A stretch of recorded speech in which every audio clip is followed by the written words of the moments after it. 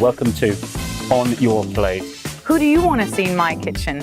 Would you like to inject some glamour into your look? Do you have any wacky news or nitbits for my show? Whatever you do to get your adrenaline up, I want to know. Who's wearing what?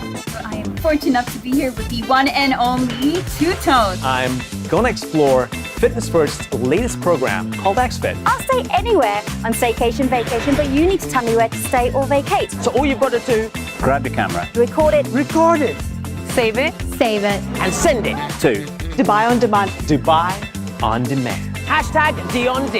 Facebook, Instagram, or Twitter. Dubai on demand. Cheers. Ernesto, we've had the opportunity to chat briefly before this, but tell us a little bit about yourself.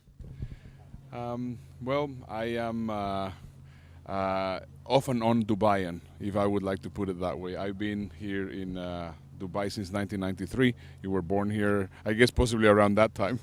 Just a few years before that. A few years before that.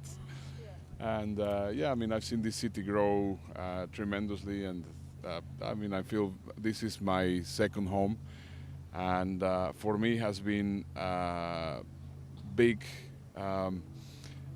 growth that I have been taking now. So many speakers to help them come over here, become better, doing events. I was previously doing internet marketing. That afterwards it became digital marketing, and then I've been helping a lot of corporations here. I've been working with several of the big brands here in Dubai. So that's What are some of the key areas that you really specialize in?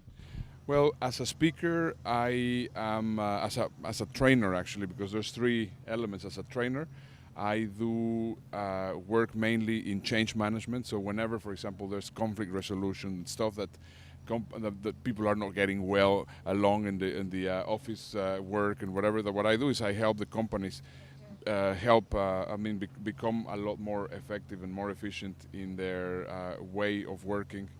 I do motivational speaking also. I do a lot of applied psychology kind of thing. What's that? What's applied psychology? Well, I mean, it's just, how to use psychology on sales. How could you be more influential, more of an influencer, more of a persuader, and you can sell more. So that's a lot of applied psychology.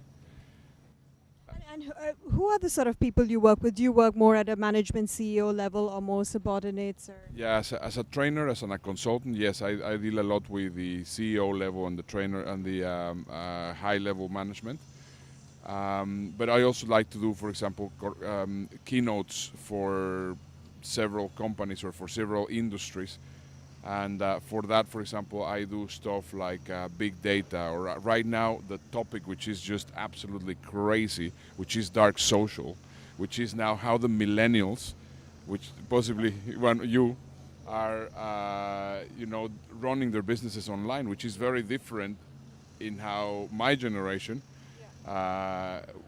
were doing businesses online. I mean, right now it's completely different. Us millennials, we do have a bit of a reputation for being slightly entitled and laid back in our approach, but hopefully that changes. Now, you mentioned that you work with a lot of people who are in the CEO level. What are some of the challenges you face when you're working with men who are at such a distinguished position, who've put in the sweat, blood, and the hours, and they are where they are? What are some of the challenges? How do you really tap into them? Well, I think a lot of these, at the CEO level,